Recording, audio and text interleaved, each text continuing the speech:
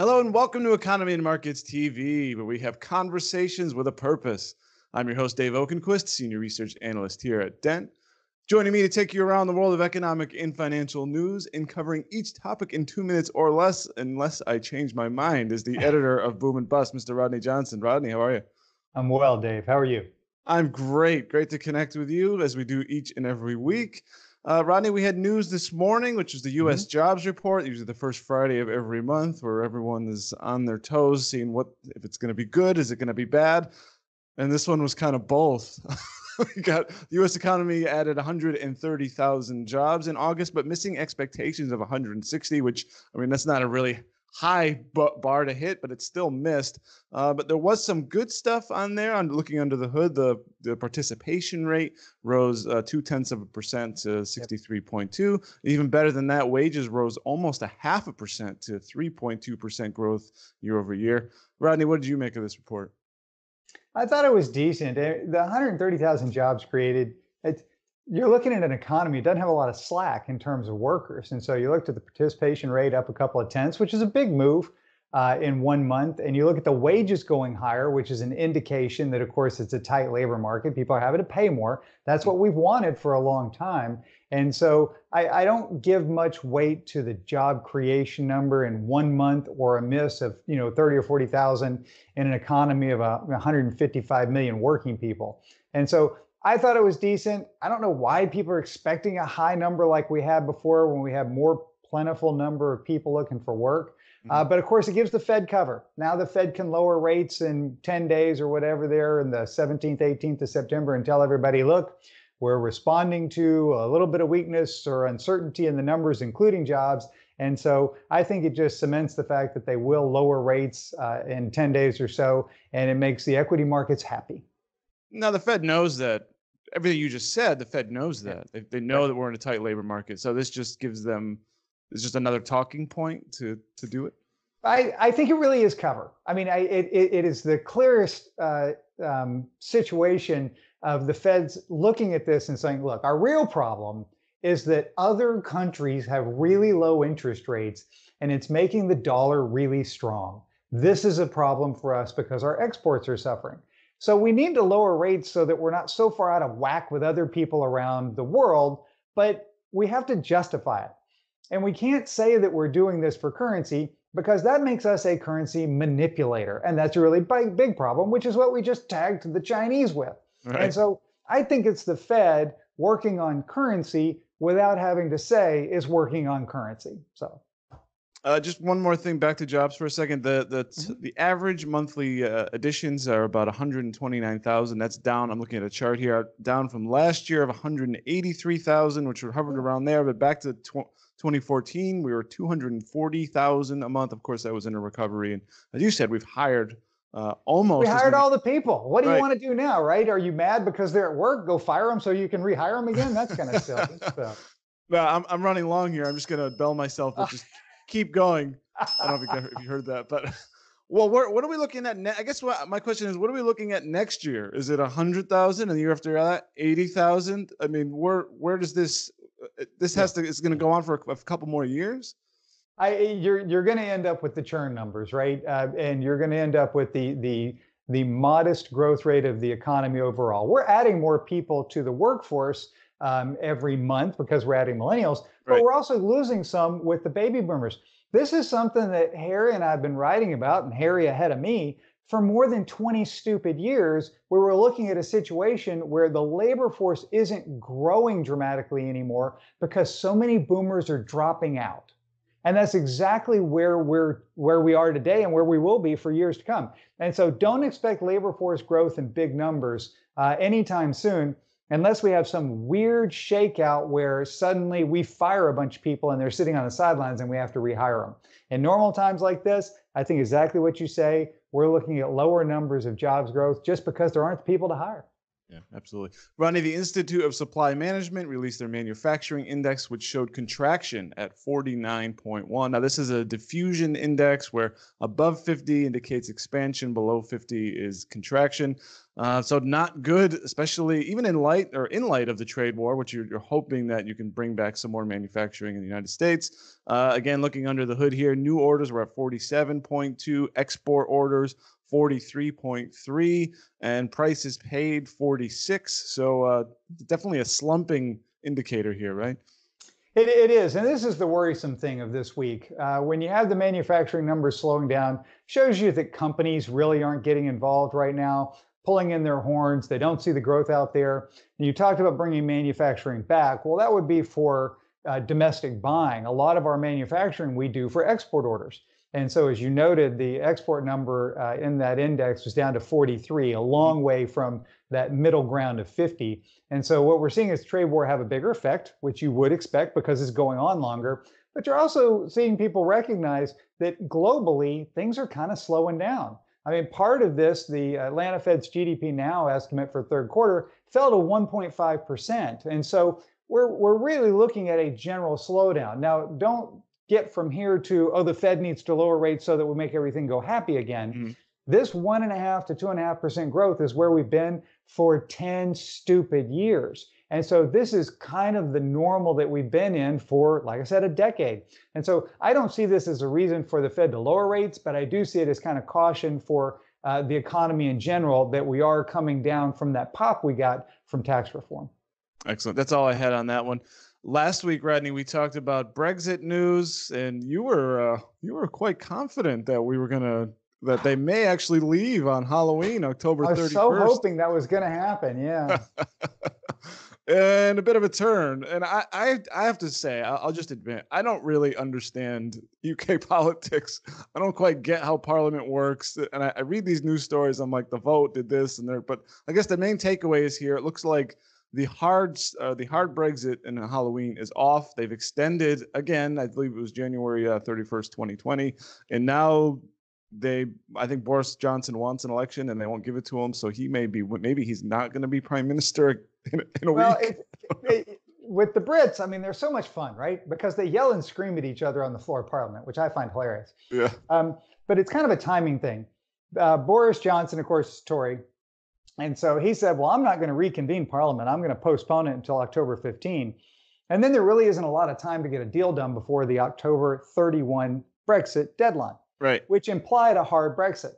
Well, then one of his party defected to the Labour Party, and they held a vote and said, well, we are going to require the UK government to ask the European Union for an extension from October 31 to January, I think 20th or 21st of 2020. We're going to require that if we don't have a deal by October 19. And so they put it between the time that they reconvene October 15 and the deadline of October 30. Now, when they have that vote and they require it, Boris Johnson must follow it, or whoever the PM is. And so Boris Johnson said, well, if you're going to require me to do this, I'm just going to hold an election to see who the people want to be the prime minister. And they said, no, we're not going to do that. And so it's kind of this back and forth where if they do require, which it's there right now, that he asked for an extension, it takes the power out of a possible no deal Brexit because he obviously has to ask for this thing. And so does it just push it out another, 2.5 months? Probably. What are they going to do? Nobody knows. But in the background, the Irish did put forth a possible way to deal with this Northern Ireland border, which is one of the big sticking points. If they get that solved, where they can do some customs that happen at businesses or at ports or whatever, and not have a hard line where you have to check everybody and it brings back all the bitterness that they had, then they could actually come to a deal that is smaller than people had wanted, but still allows them to break away from the EU sometime in the next 90 days. So then the border situation is certainly a sticking point. I believe that 47 billion that the EU wants is another sticking point. But I think really the biggest sticking point is they just don't want to leave, period. So, I mean, they had the vote and we're just going to not really, we're going to just figure out a way it was almost like the Theresa May deal, which was basically Brexit all in name, from what I understood. Well, exactly. The Theresa May deal was we're going to stay with all of your requirements. We're going to stay with all of your trade and immigration issues. And we owe you $47 billion. Well, what Perfect. kind of deal is that, right? The worst divorce known to man. And so I think if they get something closer to a hard Brexit, it'll be closer to the will of what they voted for. But nobody wants something that leaves a bunch of people in limbo. There's a lot of people living in Britain that are from the EU countries. They don't know what would happen to them. I mean, they've been there 15, 20 years. Do they have to move back? How does this work? And so there's a lot of small details to figure out. But the sooner they kind of make everybody deal with it is the sooner they'll actually come to some resolution. Agree 100%. Rodney, we got a great question from Steven this week. It's a bit long, so I'm just going to summarize. Essentially, it's a comparison between Japan and the United States, sort of their direction and ours. I believe Stephen in his question was saying, sort of expected more inflation and higher interest rates, and we haven't gotten that. So does that mean, looking at the example of Japan with high debt, falling demographics, almost no inflation, really low rates, essentially is that where the United States is headed, Rodney? You know what? If you would have asked me 2 years ago, 4 years ago, 10 years ago, I would have said no. And as a matter of fact, I did. I'm not changing my mind, but I'm certainly open to different possibilities now. And it's something I'm going to talk about at our conference at IES next month in DC. If you look at the birth rates in the United States, we're below replacement. And we have been now since 2000, I think 10 or 11. Certainly it's been falling since 2007. And you have to remember, kids drive spending, or they drive that consistent spending where you're going to do it every day, you know, no matter what happens. You may have a lot of spending as an adult with no children, but if something happens to your job, you can pull back pretty quickly. When you have kids, that's not true. And so we don't have children like we thought we would. We certainly are moving toward these other nations around the world, Germany and Japan being at the forefront, who have very low birth rates. And so their economies are slowing down along with that. Now, we're not Japanese. I mean, our birth rate is about 1.7 per woman of childbearing age. I want to say theirs is 1.1 or 1.2. They're wildly lower than we are, certainly. And they have 1 in 4 people over 65. We're not even close to that. Mm-hmm. But we are aging. And so we have to watch this. If we don't get that next group of parents, being the millennials, forming families and having children, then we're not going to have that push of spending, and we may not get that next run of inflation and other things that push this back up. And so are we moving toward the Japanese?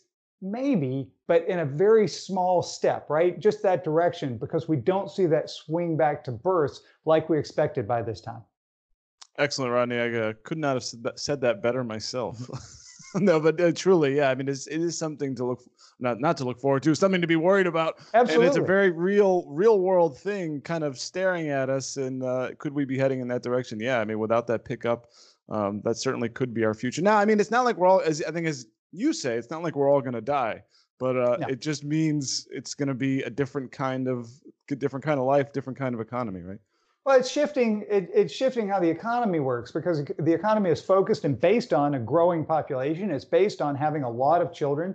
It's based on people going and, you know, buying homes and, you know, moving to the suburbs and some moving to the cities and doing all the things they do. And it pushes the government to spend more in schools, and people spend more on cars and, you know, borrowing money for stuff for their kids and then paying it off later. There's a whole structure here that we've been in for more than 70 years that may be changing some, because we, like others, are choosing to have fewer children than we did before. It's tied up in a lot of things, of course. It's tied up in student loans. It's tied up in the Great Recession that we went through and how people kind of view this. It's tied up in the Fed keeping interest rates so low and driving higher asset prices so that they're kind of out of reach. And so a lot of things go into it, but the fact remains, people are not choosing to form families and have children like they did in the past, and it's going to have an effect. Absolutely. And thank you for that. And thank you for that question, Stephen. Rodney, looking ahead to next week, we're going to have a release on retail sales, inflation, and an ECB announcement.